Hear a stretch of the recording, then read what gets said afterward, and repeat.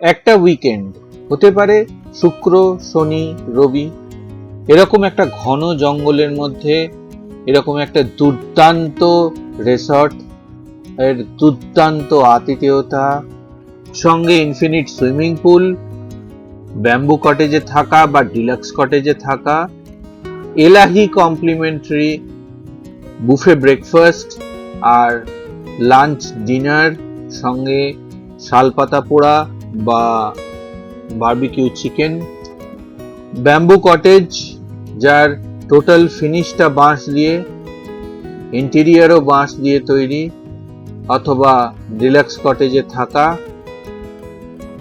অনন্য অভিজ্ঞতা নেবেন নাকি? দেখেছেন নাকি আমার চ্যানেলে বিষ্ণুপুর জয়পুর ফরেস্টের ভিডিওটা? সেখানে সমস্ত ডিটেলস রয়েছে এই ভ্রমণ অভিজ্ঞতার। কলকাতা থেকে ট্রেনে বা বাসে মোটামুটি 4 থেকে 5 ঘন্টা।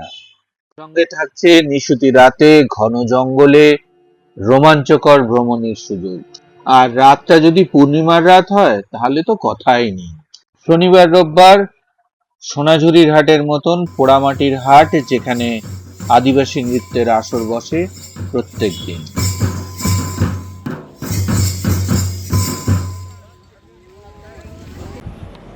রাতের রিসর্টের পরিবেশটা কিন্তু অসাধারণ।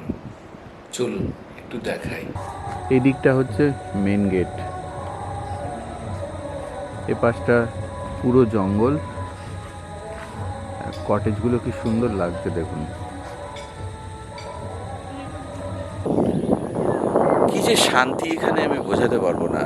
হাজার বছর আগের বাংলার হারিয়ে যাওয়া ডোকরা শিল্প, সঙ্গে থাকছে ইতিহাসের হাতছানি, মল্ল রাজাদের পোড়ামাটির শিল্পকর্ম, বর্গীদের আক্রমণ ঠেকাতে মল্ল রাজাদের তৈরি সর্ববৃহৎ কামান, দলমাদল, আর এক ওয়ার্ল্ড হেরিটেজ সাইট জোড়বাংলো মন্দির, পোড়ামাটির আর এক বিখ্যাত স্থাপত্য ওয়ার্ল্ড হেরিটেজ সাইট সামরাই মন্দির।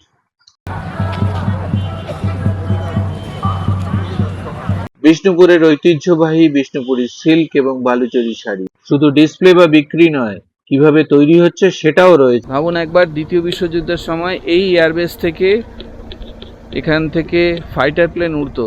এই হলো সেই রিসর্টের কন্ট্যাক্ট নাম্বার, আর এই শর্টসে রয়েছে আমার ডিটেল ভিডিওর লিঙ্ক।